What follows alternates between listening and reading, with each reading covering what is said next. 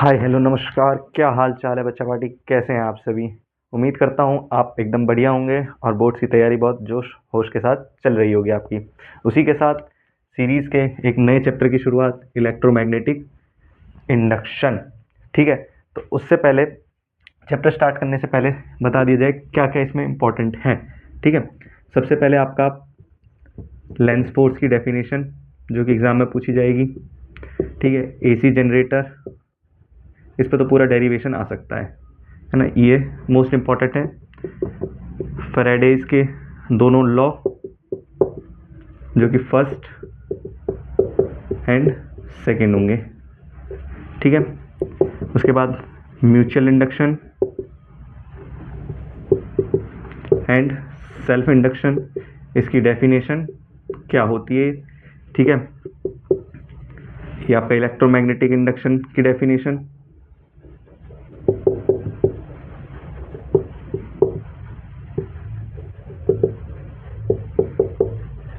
ठीक है, उसके बाद मैग्नेटिक फ्लक्स के बारे में पूछ लिया जाएगा,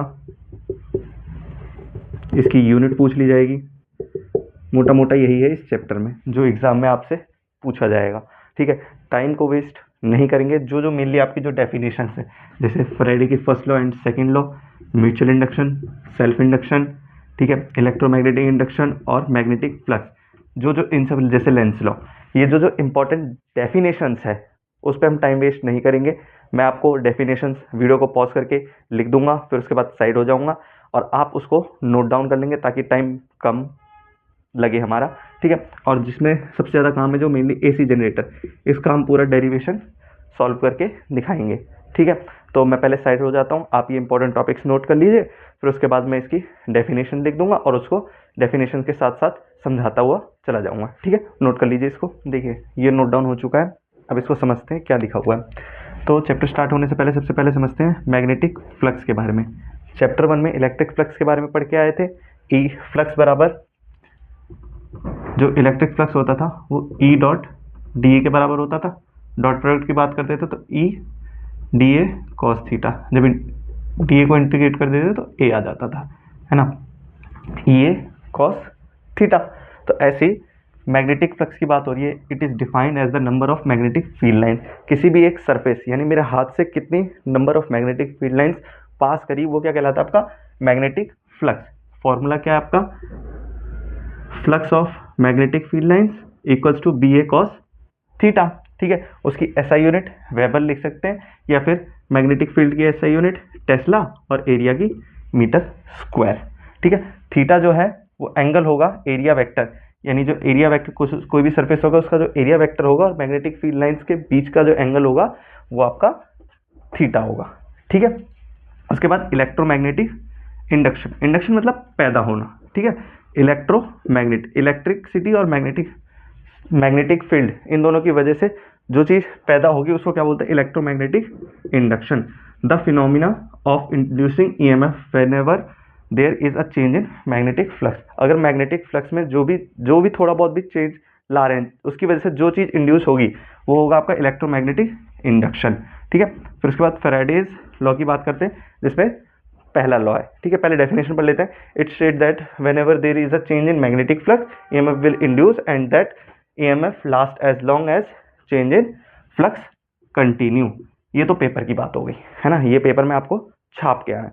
तो सबसे पहले इसको समझते हैं, जो फर्स्ट लॉ है। ठीक है, तो अभी कुछ टाइम पहले आप सोलेनोइड के बारे में पढ़ के आए थे, वो सोलेनोइड का डायग्राम, और यहाँ पे हम गैल्वेनोमीटर लगाते हैं, ये सब इससे पहले की वीडियोस में पढ़ा रखा है। ठीक है, तो एक मैग्नेट है नॉर्थ और ये साउथ, इसके आसपास आपकी मैग्नेटिक फील्ड लाइन्स है ना।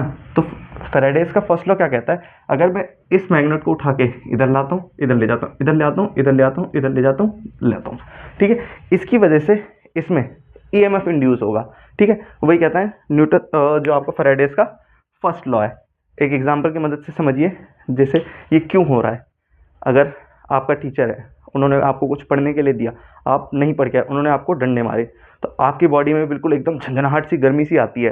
ठीक है, कि अब तो इस टीचर का खेल खत्म कर देते हैं हम। तो वैसे इसके साथ भी है, अगर जो मैग्नेटिक फील्ड लाइन्स है इनके पास फोर्स होता है, जैसे इलेक्ट्रिक फील्ड लाइंस रिपेल करती थी सेम चार्ज को, ऐसी ये जब इधर आएगा इधर जाएगा तो इसके जो कंडक्टर है, ये क्या है, सॉलिनॉइड एक कंडक्टर है, तो इसके अंदर फ्री नंबर ऑफ इलेक्ट्रॉन्स होंगे, वो उसको जगा देगा, जिसकी वजह से ईएमएफ जो है इंड्यूस हो जाएगा। ठीक है, ये आप हो गया फर्स्ट लॉ। तो सेकंड लॉ क्या कहता है, according to Faraday's second law the EMF induce is directly proportional to the rate of change of flux. तो जितना आप इसको जो मैग्नेट है आओगे ले जाओगे लाओगे ले जाओगे, उसकी वजह से ईएमएफ चेंज होता रहेगा। ठीक है, तो जो ईएमएफ है उसको स्मॉल ई से डिनोट कर दिया, वो किसके बराबर है, d phi by d t. Phi के यहाँ पे फ्लक्स, और जहाँ पे भी रेट की बात आ जाती है फिजिक्स में तो हम उसको टाइम से डिवाइड कर देते हैं। तो प्रोपोर्शनैलिटी का साइन हटाया तो के कांस्टेंट लगाया, उसकी जब लैब में एक्सपेरिमेंट किया तो उस के की वैल्यू कितनी आई, 1 आई बचा। ठीक है, तो फॉर्मूला आपका ई आ गया, E equals to minus d phi by d t. Minus का साइन शो करता है that E M F induce will oppose the change in flux. ठीक है, ये हो गई आपकी डेफिनेशन। उसके बाद जो लेंस लॉ ये वगैरह वगैरह जो भी डेफिनेशंस बची हैं वो लिख देते हैं, फिर उसको समझा के फिर जो मेन टॉपिक है हमारा उस पर बात करते हैं। ठीक है, नोट डाउन कर लीजिए, होप सो पुराना नोट हो गया होगा। तो देखिए आगे का Lenz law, self induction, self inductance, mutual induction और इसके बाद म्यूचुअल इंडक्टेंस, इन 4-5 के बारे में हम पढ़ते हैं। ठीक है, तो according to this law the EMF will induce in such a way that it will oppose the cause of its production. क्या बक दिया भैया, समझ में ही नहीं आया, समझाते हैं ना, किस लिए बैठे हैं हम लोग। तो देखिए सबसे पहले लेंस लॉ को पकड़ते हैं। अभी हमने बात करी थी इससे पहले कि जब हम एक सोलेनॉइड या इसको कॉइल कह दो है ना, इसमें गैल्वेनोमीटर लगाते हैं और इसके आसपास मैग्नेट को लेकर आते हैं तो इसमें करंट इंड्यूस होता है, यानी मैग्नेटिक फील्ड लाइंस इंड्यूस करता है। यहाँ पे मैग्नेटिक फील्ड लाइंस और इसके थ्रू करंट का मूवमेंट आता है और गैल्वेनोमीटर में डिफ्लेक्शन शो होती है। तो देखो अगर इसको बार बार लाओगे बार बार हटाओगे बार बार लाओगे बार बार हटाओगे तो इसमें करंट प्रोड्यूस होगा, और वो करंट जब प्रोड्यूस होगा तो अगर किसी मूविंग या किसी कॉइल में या किसी कंडक्टर में अगर करंट फ्लो होता है तो वो मैग्नेटिक फील्ड लाइंस प्रोड्यूस करती है। तो इसके थ्रू भी मैग्नेटिक फील्ड लाइंस प्रोड्यूस होगी और उसके थ्रू भी मैग्नेटिक फील्ड लाइंस ही हैं, तो ये दोनों आपस में रिपेल कर देंगे एक दूसरे को। तो इसीलिए बोला है according to this law the EMF will induce in such a way, तो जो ये ईएमएफ इंड्यूस होगा और उसके प्रोडक्शन को वो कम करेगा, यानी बढ़ता है तो बढ़ने मत दो, घटना है तो घटने मत दो। ठीक है, अब ये बात बढ़ता है बढ़ने मत दो, घटना है घटने मत दो, ये उन्हीं बच्चों को समझ में आ सकती है जिन्होंने पूरा चैप्टर पढ़ रखा है, बट अपने को तो इतना समझना है कि जो पेपर में आएगा हमें करके आना है। ठीक है, सीरीज में बस इतना ही है, पूरा तो हमें चैप्टर पढ़ना नहीं है, हमें बस इतना करना है कि जो बोर्ड्स में आता है वो लिख के आना है, नंबर पाने और पास होना है, मस्त। ठीक है, उसके बाद फॉर्मूला यही आ गया, E equals to minus d phi by d t. अब self induction, it is the property of coil by virtue of which it oppose any growth. वही वाली बात आ गई कि उसके अपोज को या उसके ग्रोथ को कम कर देता है।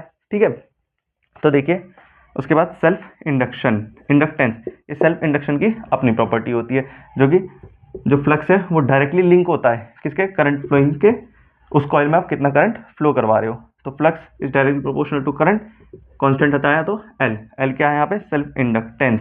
ठीक है, फिर उसके बाद फ्लक्स, फ्लक्स की जगह हम एल आई पुट कर देते हैं। ठीक है, ये फॉर्मूला आ गया, E equals to minus d L I by d t. फिर म्यूचुअल इंडक्शन, ठीक है, it is the property of two coils. अब यहाँ पे हम 2 कॉइल के यूज कर लेते हैं, एक ये कॉइल हो जाता है, ठीक है, और ऐसे ही दूसरा कॉइल हो जाता है। ठीक है, यहाँ पे गैल्वेनोमीटर ले आते हैं तो यहाँ पे भी ऐसी करंट का मूवमेंट होता है जिसकी वजह से पहले की वजह से दूसरे में इंड्यूस हो जाता है ईएमएफ। ठीक है, समझ में आ गया, इतना नोट डाउन कर लो, पेपर में इससे बाहर कुछ नहीं आने का है। ठीक है, जो आपका बचता है वो है एसी जनरेटर, जो कि 5 नंबर में मेनली पूछा जाता है। ये 2 या 3 नंबर में कोई भी डेफिनेशंस आपकी इस चैप्टर से उठ के आ जाएंगी। ठीक है, नोट डाउन कर लो। ठीक है बच्चा पार्टी, हो गया सब कुछ। अब देखिए लास्ट टॉपिक हमारा बचता है एसी जनरेटर, है ना, एसी जनरेटर। इसको लिखवाने में तो टाइम वेस्ट करूंगा नहीं मैं, मोटा मोटा समझा देता हूँ, उसके बाद लिख दूंगा इसमें क्या क्या आपको पेपर में लिखना है। तो सबसे पहले मैं समझा देता हूँ क्या है एसी जनरेटर। ये हमारी मैकेनिकल एनर्जी को, ये हमारी मैकेनिकल एनर्जी को इलेक्ट्रिकल एनर्जी में चेंज करता है। ठीक है, तो एसी जनरेटर क्या है, it is a device that changes our mechanical energy into electrical energy. ठीक है, ये हमारी मैकेनिकल एनर्जी को इलेक्ट्रिकल एनर्जी में चेंज करता है। क्या होता है इसमें, दो हमारे पास मैग्नेट होते हैं, है ना, दो मैग्नेट किसी भी शेप में बना दो, है ना। अब ये देखो, ये है नॉर्थ साइड और ये साउथ। अब देखिए मैग्नेट आपस में मैग्नेटिक फील्ड लाइंस बनाते हैं, तो उसी के बीच में हम एक रेक्टेंगुलर कॉइल रख देते हैं, एक रेक्टेंगुलर कॉइल। उसके बाद यहाँ पे एक बल्ब, समझाने के लिए यहाँ पे एक बल्ब लगा देते हैं। तो इसको हम एक ओमेगा वेलोसिटी से घुमाते हैं। ओमेगा क्या है यहाँ पे, एंगुलर वेलोसिटी। ठीक है, इसको जब घुमाते हैं थोड़ा सा एंगल पे, एंगल की बात तो कर नहीं सकते, ठीक है, टाइम है नहीं, तो इसको जब किसी एंगल पे घुमाते हैं तो यहाँ पे जो मैग्नेटिक फील्ड लाइंस होती है वो इस पे फोर्स लगाती है ना। मैग्नेटिक फील्ड लाइंस चेंज हो रही है, ये मैग्नेटिक फील्ड लाइंस को काट रहा है। ठीक है, ओमेगा इसको घुमाते रहते घुमाते जाते हैं, तो ये मैग्नेटिक फील्ड लाइंस को काट रहा है, यानी ईएमएफ इंड्यूस हो रहा है यहाँ पे। और ईएमएफ इंड्यूस हो रहा है तो ये बल्ब ग्लो करने लग जाएगा। उसकी वजह से करंट, जब ईएमएफ इंड्यूस होगा तो करंट का फ्लो होगा और उसकी वजह से आपका जो बल्ब है वो ग्लो करने लग जाएगा। यही इसका मोटा मोटा जो है फंक्शन है। ठीक है, अब इसका डायग्राम अच्छे से मैं बना दूंगा, ठीक है, उसके बारे में लिख दूंगा, उस चीज़ को आप उतार लेना और पेपर में 5 नंबर पक्के। ठीक है, तो इसको मैं इरेज कर देता हूँ और उसके बाद जो है, कहाँ गया हमारा इरेजर। तो इसको इरेज करने के बाद वीडियो आपकी थोड़ी सी मैं पोस्ट कर दूंगा ताकि पूरा एकदम अच्छे से नोट डाउन कर दूं, और फिर साइड हट जाऊंगा, आप स्क्रीनशॉट ले लेना और एग्जाम में लिख के आ जाना, बस ओ बल्ले बल्ले हो जाएगी आपकी। तो बच्चा लोग ये देख सकते हैं आप, पूरी डेरिवेशंस हो चुकी है। ठीक है, सारी लाइन A to Z कैसे आप लोगों को पेपर में करना है वो सब लिख दिया गया है। ये लास्ट में डेरिवेशन हालांकि पूछी नहीं जाती है, बट फिर भी ये लिख दी गई है। फाई बराबर जो होता है NBA cos omega cos theta होता है, उसको ओमेगा टी में चेंज कर देते हैं, ये एंगुलर, ठीक है, डिस्प्लेसमेंट, और ओमेगा एंगुलर वेलोसिटी और टाइम। ठीक है, फ्लक्स बराबर NBA cos omega t, E बराबर हम पढ़ के आए थे minus d phi by d t. Phi की वैल्यू यहाँ से, इसको बोलते हैं फाई, जो कि फ्लक्स होता है। ठीक है, यहाँ से पुट किया, NBA जो आपका होता है वो कांस्टेंट होता है, वो डिफरेंशिएशन के बाहर आ जाता है। ठीक है, ई बराबर minus NBA D five D, और जो बचा cos omega T by d T. Cos omega T का जो डिफरेंशिएशन होता है minus W sine omega T होता है। W जो होता है वो चेन रूल की मदद से बाहर आ जाता है, तो फाइनल जो फॉर्मूला आता है वो NBAW साइन ओमेगा टी। ठीक है, इसको बोल सकते हैं नवाब। ठीक है, नवाब, इसको ऐसे भी लिख सकते हैं, नवाब साइन ओमेगा टी। ठीक है, नवाब याद करने का शॉर्ट तरीका। जो वर्किंग है वो आप लोगों की बुक्स में बहुत बड़ी बड़ी दे रखी होगी, तो उसको शॉर्ट टर्म में ऐसे लिख दिया ताकि 5 नंबर में इतना बहुत हो जाता है लिखना। अब इसके बाद आपके सामने जो वीडियो प्ले होगी उसमें वर्किंग दिखा रखी होगी कैसे एसी जनरेटर काम करता है ना। तो इस चैप्टर में तो बस इतना ही था, बाकी आप वीडियोस देखिए। ठीक है, तो वीडियो आपने देख ली होगी, तो बताइएगा वीडियो आपको कैसी लगी और आपको जो चीज़ पेपर में आएगी, अगर आप पेपर जब देंगे और उसके बाद आप हमारे वीडियो से जाके क्वेश्चंस मैच कर सकते हैं, आपको डेफिनेटली बहुत सारे क्वेश्चंस दिखेंगे या बहुत सारे टॉपिक दिखेंगे जो हमारे लेक्चर से अपलोडेड हैं और पेपर में आपके पूछे जाएंगे। ठीक है, थैंक यू। इसी के साथ इस लेक्चर की समाप्ति करते हैं और आगे इस सीरीज़ को बढ़ाते हैं और नए चैप्टर्स के साथ।